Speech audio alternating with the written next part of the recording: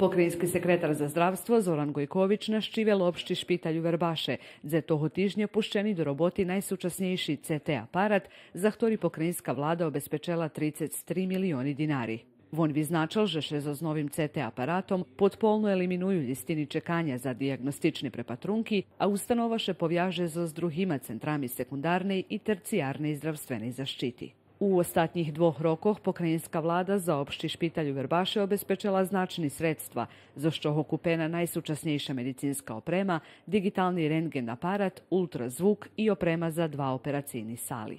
U ostatnje 2 roky pokrajinska vlada investovala vecej jak 90 milioni dinari, a tiž tak občekujeme, že še z takú praksu predlužiju na ihodzacim periodu. Súčasná medicínska oprema našej ustanovi obezpeči švitšu diagnostiku, a očekujeme, že še listiny čekanja pošvitko zmenšaju abo až i eliminuju. U opšćim špitalju Verbaše u ostatnjih 2 rokoh zanjati 33 zdravstveni robotniki, a hviljkovo na specijalizaciji 17 mladi ljikare.